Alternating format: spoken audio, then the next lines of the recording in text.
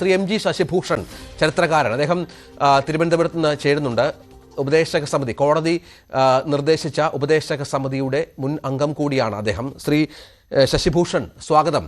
നമ്മൾ ഈ ചർച്ച താങ്കളിലേക്ക് എത്തിക്കാൻ ഒരു പ്രധാനപ്പെട്ട കാര്യമുണ്ട്. കാരണം പലതവണ നമ്മൾ സംസാരിച്ചതും വാർത്തകൾ വന്നതുമൊക്കെയാണ് പത്മനാഭ ക്ഷേത്രവുമായി ബന്ധപ്പെട്ട സ്വർണം നഷ്ടപ്പെടൽ, അത് പിന്നെ അവിടെ തിരികെ കൊണ്ടുവരൽ. ഇത്തവണ കുറച്ചുകൂടി കൗതുകകരമാണ് കാര്യങ്ങൾ. 4 ദിവസമായി അന്വേഷിക്കുന്നു, ജീവനക്കാരെ ചോദ്യം ചെയ്യുന്നു, CCTV ദൃശ്യങ്ങൾ പരിശോധിക്കുന്നു. പക്ഷേ അതിനുശേഷം മണലിൽ നിന്ന് കണ്ടെത്തുകയാണ്. പോലീസ് ഇങ്ങനെ തെരഞ്ഞു പോയപ്പോൾ പോലീസിൻ്റെ ഷൂസിൽ കുടുങ്ങുകയാണ് ഈ സ്വർണം. അതിനുശേഷം അത് കണ്ടെത്തി തിരിച്ചു കൊണ്ടുവെക്കുന്നു. അതോടുകൂടി ഈ പ്രശ്നം തൽക്കാലത്തേക്ക് ഒരു പക്ഷേ പറഞ്ഞ് കോംപ്രമൈസ് ആക്കി, നമ്മുടെ നിയമ സംവിധാനങ്ങളും ക്ഷേത്രവും എല്ലാം പറഞ്ഞ് കോംപ്രമൈസ് ആക്കി അവസാനിപ്പിച്ചേക്കാം. പക്ഷേ താങ്കളുടെ അനുഭവത്തിൽ, താങ്കളുടെ ശ്രദ്ധയിൽ, താങ്കളുടെ അറിവിൽ ഇതിങ്ങനെ നിസ്സാരമാക്കി കളയാൻ പറ്റുന്നൊരു സംഗതിയാണോ?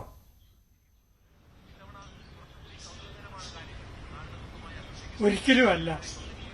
പത്മനാഭസ്വാമി ക്ഷേത്രത്തെ സംബന്ധിച്ച് വളരെ സമഗ്രമായ പല റിപ്പോർട്ടുകളും ഇതിനകം തന്നെ ഉണ്ടായിട്ടുണ്ട്. പെട്ടെന്ന് ഞാൻ ഓർക്കുന്നത് വിനോദ് റോയിയുടെ റിപ്പോർട്ടാണ്. ആ വിനോദ് റോയിയുടെ റിപ്പോർട്ടിനകത്ത് അവിടെ നടന്ന പിൽഫറേജിനെ പറ്റി വളരെ വ്യക്തമായി പറയുന്നുണ്ട്. പക്ഷെ കോടതിയുടെ പരിഗണനയിൽ അത് എത്തിയെങ്കിലും അന്തിമമായ ഒരു തീരുമാനം ഇനിയും ഉണ്ടായിട്ടില്ല. അവിടെ പിൽഫറേജ് നടന്നിട്ടില്ല എന്ന് പറയുന്ന തരത്തിലുള്ള വിശദീകരണം വിനോദ് റോയിയുടെ റിപ്പോർട്ടിൽ മേൽ ഉണ്ടായിട്ടുണ്ട്. ഞാനത് നിഷേധിക്കുന്നില്ല. പക്ഷെ അത് അക്സെപ്റ്റ് ചെയ്തിട്ടില്ല, അതുപോലെ തന്നെ അത് റിജക്റ്റ് ചെയ്തിട്ടുമില്ല. ഇപ്പൊ വളരെ ഗൌരവമുള്ള പല കണ്ടെത്തലുകൾക്കും ഇനിയും നമുക്കൊരു വിശദീകരണം കിട്ടേണ്ടതായിട്ടാണ് ഇരിക്കുന്നത്. ഇനി അടുത്ത കാലത്ത് നടന്ന സംഭവത്തെപ്പറ്റി പറയാം. വളരെ ഉത്കണ്ഠയോടെയാണ് എന്നെ പോലെയുള്ള ആളുകൾ അത് കാണുന്നത്. കാരണം പത്മനാഭസ്വാമി ക്ഷേത്രം എന്ന് പറയുന്നത് ഭാരതീയരുടെ അഭിമാനമാണ്, പ്രത്യേകിച്ച് കേരളീയരുടെ അഭിമാനമാണ്. സുദീർഘമായ ചരിത്രമാണുള്ളത്. വിശ്വാസത്തിന്റെ ഒരു പിൻബലം അതിന് ഉണ്ട്. നമുക്കതിനെപ്പറ്റിയൊക്കെ അറിയാം. ഇപ്പോൾ നടന്ന സംഭവം എന്ന് പറയുന്നതിന് 2 തരത്തിൽ വ്യാഖ്യാനിക്കാം. ഒന്ന്, ഒരു ഹ്യൂമൻ എറർ. 2, ഒരു മോഷണത്തിന് വേണ്ടിയുള്ള ഒരു ട്രയൽ. ഈ 2ൽ ഒന്നാണ്. ഒന്നുകിൽ ഇത് ഒരു മനുഷ്യ സഹജമായ വീഴ്ച, നെഗ്ലിജൻസ്, അല്ലെങ്കിലോ മോഷണം നടത്താൻ വേണ്ടി ഉള്ള ഒരു ആസൂത്രണത്തിന്റെ ഭാഗം. 2 ആണെങ്കിലും വളരെ ഗൌരവം ആയിട്ട് വേണം ഇതിനെ കാണേണ്ടത്. നിർഭാഗ്യവശാല് പത്മനാഭസ്വാമി ക്ഷേത്രത്തിലെ ഇപ്പോഴത്തെ ഭരണ സംവിധാനത്തിന് ഒരു പോരായ്മയുണ്ട്. അത് കോടതി അന്ന് ഒരു ഭരണ സംവിധാനം അവർ വിഭാവനം ചെയ്തു. പക്ഷെ അവരതിന്റെ പ്രായോഗികമായ അതിന്റെ ബുദ്ധിമുട്ടുകളെ പറ്റിയൊന്നും ആലോചിച്ചില്ല. ജില്ലാ ജഡ്ജി അധ്യക്ഷനായിട്ടുള്ള ഒരു ഭരണസമിതിയാണ് ഇപ്പോൾ കാര്യങ്ങളുടെ ദൈനംദിന കാര്യങ്ങൾ നോക്കുന്നത്. പക്ഷെ നമുക്കറിയാം, ജില്ലാ ജഡ്ജിക്ക് അവിടെ നടക്കുന്ന കാര്യങ്ങളൊന്നും ശ്രദ്ധിക്കാൻ സമയം കിട്ടുകയില്ല. അദ്ദേഹത്തിന്റെ കീഴിൽ അനവധി കോടതികളുണ്ട്. ആ കോടതികളുടെ കാര്യം നോക്കണം, അതിന്റെ കൂട്ടത്തിൽ പത്മനാഭസ്വാമി ക്ഷേത്രത്തിന്റെ കാര്യവും നോക്കണം. അങ്ങനെ ചെയ്യാൻ പറ്റുകയുള്ളൂ. 2, ഈ ഭരണസമിതിയിലെ അംഗങ്ങൾ ആരൊക്കെയാണെന്ന് നമുക്ക് പരിശോധിക്കാം. ഒന്ന്, രാജകുടുംബത്തിലെ അംഗം. മറ്റൊരാൾ തന്ത്രി കുടുംബത്തിലെ പ്രതിനിധി. 3ാമത്, കേന്ദ്രം ഭരിക്കുന്ന രാഷ്ട്രീയ കക്ഷിയുടെ നോമിനി. 4, കേരളം ഭരിക്കുന്ന രാഷ്ട്രീയ കക്ഷിയുടെ നോമിനി.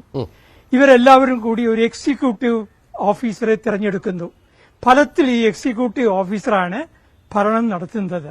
ഈ എക്സിക്യൂട്ടീവ് ഓഫീസർക്ക് ഒറ്റയ്ക്കാണ് പലപ്പോഴും തീരുമാനങ്ങൾ എടുക്കുന്നത്.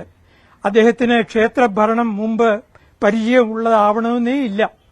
അപ്പോൾ അവിടുത്തെ ഭരണത്തിൽ തന്നെ മാറ്റം വരേണ്ടിയിരിക്കുന്നു. ഭരണ സംവിധാനത്തിന് മാറ്റം വരേണ്ട കാലം. അതായത് ഈ കോടതി ഇടപെട്ടെങ്കിലും അവിടെ കൃത്യമായ ഒരു ഭരണസമിതിയെ നിയോഗിച്ചെങ്കിലും ഇപ്പോഴും കാര്യങ്ങൾ നിയന്ത്രിക്കുന്നതും കാര്യങ്ങൾ കൈകാര്യം ചെയ്യുന്നതും അതുമായി ബന്ധപ്പെട്ട ദൈനംദിന കാര്യങ്ങളിൽ ഇടപെടുന്നതും അതിന് ഇപ്പോഴും ശക്തമായി നിലനിൽക്കുന്നതും പഴയ സംവിധാനത്തിൽപ്പെട്ട ആളുകൾ തന്നെയാണ്. അതിന്റെ കോക്കസ് അവിടെ പ്രവർത്തിക്കുന്നുണ്ട് എന്ന് തന്നെയാണല്ലേ?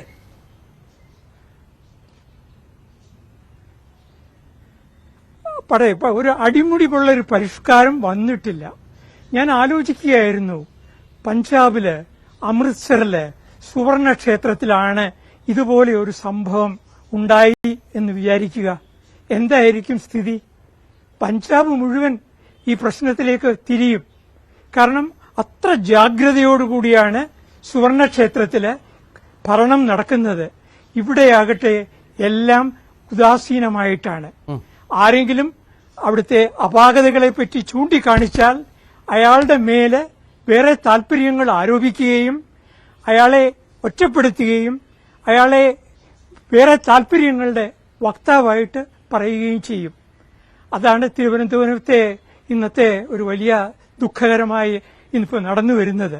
തീർച്ചയായിട്ടും ഞാൻ ആവർത്തിക്കുന്നു, തിരുവനന്തപുരത്തെ ജില്ലാ ജഡ്ജിക്ക് ഇതിനകത്തൊരു തീരുമാനമെടുക്കേണ്ട ബാധ്യതയുണ്ട്. ഈ കമ്മിറ്റിയിലെ ഓരോ അംഗത്തിനും ഇതിനൊരു മറുപടി കാണേണ്ട ചുമതലയുണ്ട്. തീർച്ചയായിട്ടും എക്സിക്യൂട്ടീവ് ഓഫീസർക്ക് അങ്ങനെ കൈകഴുകി മാറി നിൽക്കാനും കഴിയുകയില്ല. ഇവിടെ ഇപ്പോൾ പോലീസിന്റെ എഫ്ഐആറിൽ വളരെ കൃത്യമായി മോഷണമെന്നാണ് സാർ രേഖപ്പെടുത്തിയിരിക്കുന്നത്. പോലീസ് ഉദ്യോഗസ്ഥരോട് സംസാരിക്കുമ്പോഴും മോഷണം എന്ന് തന്നെയാണ്. പക്ഷേ ജീവനക്കാർ സമ്മതിക്കുന്നില്ല. ഇന്ന് രാവിലെയും നമ്മൾ ക്ഷേത്രവുമായി ബന്ധപ്പെട്ട് സംസാരിക്കുമ്പോൾ അവർ പറയുന്ന മോഷണമല്ല, അബദ്ധത്തിൽ നഷ്ടപ്പെട്ട ഒന്നാണ് എന്നുള്ളതാണ്. അത്തരത്തിൽ ഈ കാര്യങ്ങളെ മുന്നോട്ട് കൊണ്ടുപോകാൻ സാധിക്കില്ലല്ലോ ഒരിക്കലും.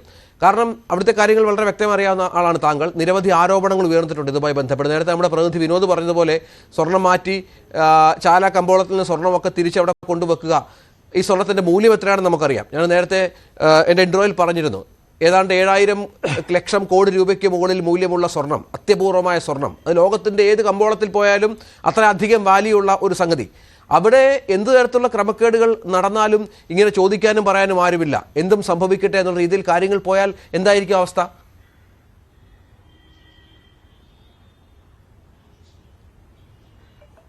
വളരെ ശരിയാണ്. അങ്ങേയറ്റം ആത്മാർത്ഥതയുള്ള അനേകം ജീവനക്കാർ അവിടെ ഉണ്ട്. പക്ഷേ വളരെ വെസ്റ്റഡ് ഇൻട്രസ്റ്റ് ഉള്ള ഒരു 3% ജീവനക്കാരും ഉണ്ട്. ആ 3% വിചാരിച്ചാൽ എന്ത് നടക്കും? അപ്പോൾ അതുകൊണ്ട് കൃത്യമായ ഒരു അന്വേഷണം വേണം. പ്രതികളെ ആരൊക്കെയാണെന്നുള്ളത് പുറത്തു വരണം. അവിടെ നടക്കുന്ന കുറേ കാര്യങ്ങളെ അവിടെ ജനങ്ങൾക്കറിയില്ല. അതുകൊണ്ട് ഞാൻ പറയുകയാണ്, ഈ പരിശോധക സമിതി അത് വളരെ വളരെ വിശദമായിട്ട് ആ സ്വർണത്തിന്റെ മൂല്യം, അതിന്റെ പഴക്കം, അതിന്റെ കാലം ഇതെല്ലാം നിശ്ചയിക്കുകയും ഡിജിറ്റൽ ക്യാമറ ഉപയോഗിച്ച് അതെല്ലാം റെക്കോർഡ് ചെയ്യുകയും ചെയ്തു. പക്ഷേ അതിനുശേഷം ആ സമിതിയുടെ ശുപാർശ എന്താന്ന് പറഞ്ഞാൽ താൽക്കാലികമായി നൈട്രജൻ നിറച്ച സ്റ്റെയിൻലെസ് സ്റ്റീൽ പെട്ടികളിൽ ഇവ സൂക്ഷിക്കണമെന്നാണ്. അങ്ങനെ സ്റ്റെയിൻലെസ് സ്റ്റീൽ പെട്ടികളിൽ സൂക്ഷിക്കാൻ തുടങ്ങിയിട്ട് 10 വർഷം കഴിഞ്ഞു. അങ്ങനെ 10 വർഷമൊന്നും ഒരു നൈട്രജൻ കയറ്റിയ സ്റ്റെയിൻലെസ് സ്റ്റീൽ പെട്ടിയിൽ ഈ ആഭരണങ്ങൾ സൂക്ഷിച്ചാൽ അവയ്ക്ക് എന്തു പറ്റി എന്ന് ആർക്ക് പറയാൻ പറ്റും? ആർക്കാണ് അതിന്റെ ഉത്തരവാദിത്വം? ഒന്നുമില്ല എന്ന് പറയാൻ പറ്റുക? അപ്പോൾ പല കാര്യങ്ങളിലും തീരുമാനമെടുക്കേണ്ടതായിട്ടുണ്ട്. നിർഭാഗ്യവശാൽ സുപ്രീം കോടതി അന്നൊരു താൽക്കാലികമായ വിധി പ്രഖ്യാപിച്ച് കൈകഴുകി. അവരതിന്റെ ഉത്തരവാദിത്വത്തിൽ നിന്നും മാറി. പിന്നീട് അതിന് തുടർ നടപടി ഉണ്ടായില്ല. ആ തുടർ നടപടിയെടുക്കിയ സമയം വൈകിയിരിക്കുന്നു എന്നാണ് എനിക്ക് ചൂണ്ടിക്കാണിക്കാനുള്ളത്. സാർ, വിശ്വാസപരമായ ഒരു വിഷയമാണ്. നമുക്കറിയാം, നമ്മുടെ ഭരണാധികാരികൾക്ക് അതിൽ എത്രത്തോളം ഇടപെടാനാകും. പലപ്പോഴും ഇത്തരം കാര്യങ്ങളിൽ ഇടപെട്ട് കൈപൊള്ളിയ നമ്മുടെ ഭരണാധികാരികളാണ് പലരും. നമുക്കതറിയാം.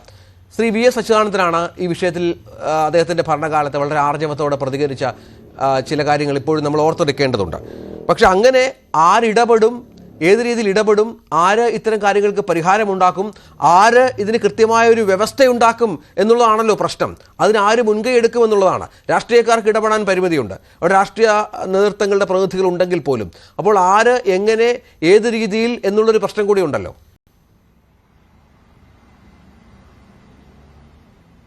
ഞാനത് വിശദീകരിക്കാം. രാഷ്ട്രീയക്കാരല്ല ഇതിൽ ഇടപെടേണ്ടത്, മറിച്ച് ഗവൺമെന്റാണ്. ഗവൺമെന്റ് എന്ന് പറയുന്നത് ഗവൺമെന്റ് രൂപീകരിച്ചു കഴിഞ്ഞാൽ അത് ഏതെങ്കിലും ഒരു രാഷ്ട്രീയ പാർട്ടിയുടെ പ്രാതിനിധ്യത്തിലല്ല പിന്നെ പെരുമാറേണ്ടത്.